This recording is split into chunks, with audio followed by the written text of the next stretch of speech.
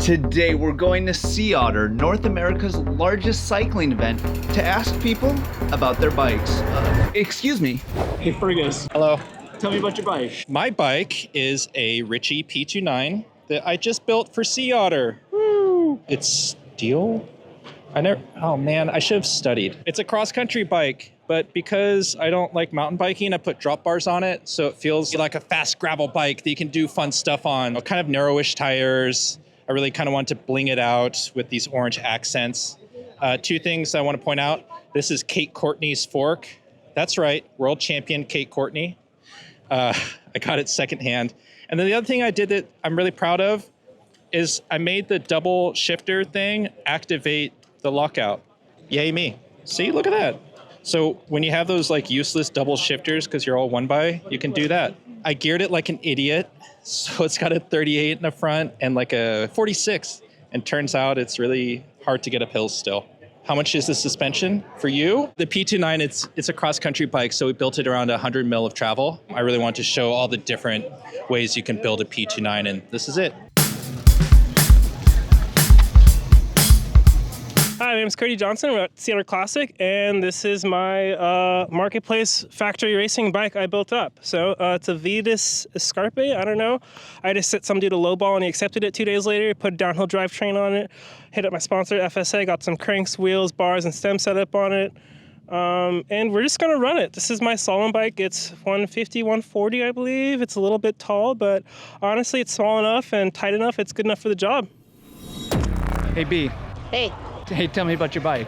my bike is the OG hot salad. It's the first bike I ever made. It is covered in prismatic universe, which is one of my favorite colors, and it's based off a Ritchie P650B. I absolutely loved riding that bike, but I really wanted to make my own, and so I got inspired, went to Paul Brody's frame building school, and made this lovely thing.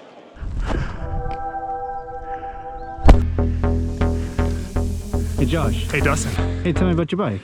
This is custom made frame by my friend Brendan. It's an Oncorhynchus steel bicycle, steel fork. All the fun Easton bits and bobs with these custom rusty bars that my friend Noah bent up and kind of just let them go and let them rust. It's got the basket for shredding on the way to work. It's the shred muter. Actually, kind of funny story.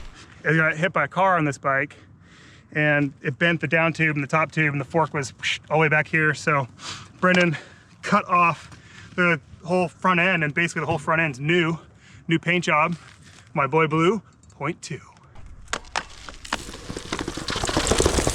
Hey, Josh. Hey, tell me about your bike. This was an all-city space horse that we had at our bike shop, and a customer crashed, and there's a local brazier here in Monterey Seaside, and we gave it a new life. Wanted something to put my daughter in a bucket in the front. Built the rack, we got the dynamo in there, and we're through the fork, little internal stuff. My favorite light, the IQX. Little top cap here, that's also a top. We got the weed because weed. I got maybe 1,000 miles on this Terravale tire. I tried to keep it as cycle truck as possible. Hey, Brian. Yes, Dustin. Hey, tell me about your bike. Oh, well, this is a 1968 Schwin runabout. First year out, first and only year with the 3-speed stick shift. Somebody had it in a bike shop and just sat for years and years and years. So I went ahead and snagged it. All original except for, of course, the tires. The maiden voyage for the Sea Otter, and just fun to see the reactions of people riding it around. And this was basically a new old stock bike, so I felt pretty fortunate to get it.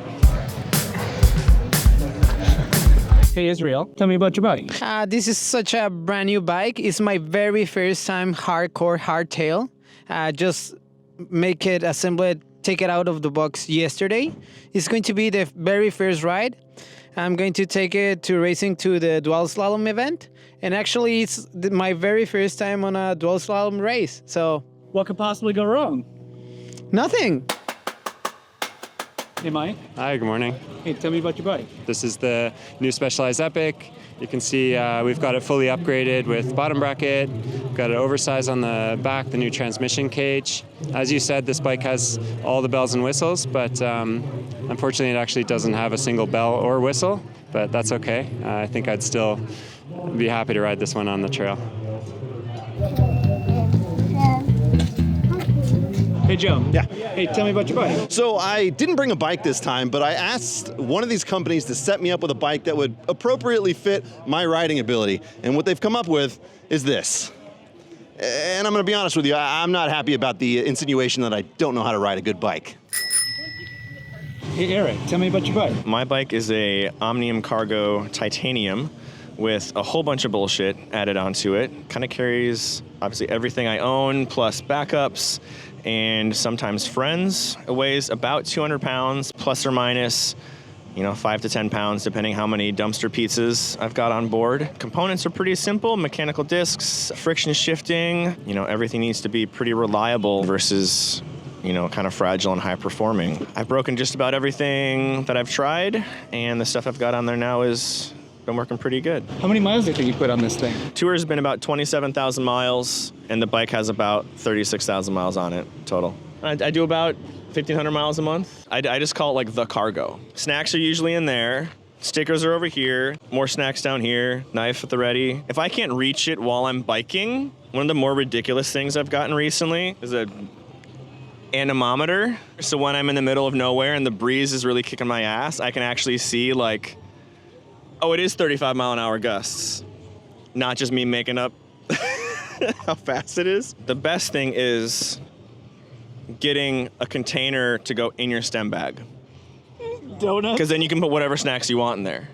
Like, this is one of the best ride finds I've ever had, is this plastic container on the side of a road in Florida. That's the other thing I get asked about a lot, is the Harpoon, which is a professional snake wrangler tong made in Wisconsin. Costs like $140. It makes me really, really good at dumpster diving, which also I've started to call food rescue, and also it looks crazy hanging off the bike. Like it weighs like 4 pounds, but whatever. Bags from as many friends as I can fit. Probably more weight in patches. This is like the horny kind of quadrant, and then we get into sort of like anti-capitalist, war on cars, more trees. Southernmost point in Key West, easternmost point in Lubec, Maine, and then southwesternmost point at the beach in San Diego. November 20th, 2022 is when I left, and it was like 510 days ago. I have a spreadsheet with all my shit in it, yeah. I like data. It's heavy and it's impossible to fit in places, but I love it. Hey Gabe. What's up? Hey, tell me about your bike. I got a Santa Cruz Nomad C. It's a little dirty right now, but rides great. You got the Zebs on there. Feel great on the trail. The geometry's real nice. 27.5, tubeless. Feels closer to a downhill bike than an Enduro, but get all the same perks as an Enduro bike. This thing flows down the trail. It's like water. Love this thing, dude. Did you do the downhill race? Got downhill later today and dual slalom tomorrow. Hopefully we'd place pretty good. Not looking for a podium spot. If we get a podium spot, we will most definitely take it. Now, to get a full understanding of what Sea Otter is actually like, you'll have to check out this video, where I do a proper breakdown with a lot of different questions. How many bikes do you own? Why is cycling so expensive? This is what the food looks like. Somebody asked me. Nothing special, but it's there.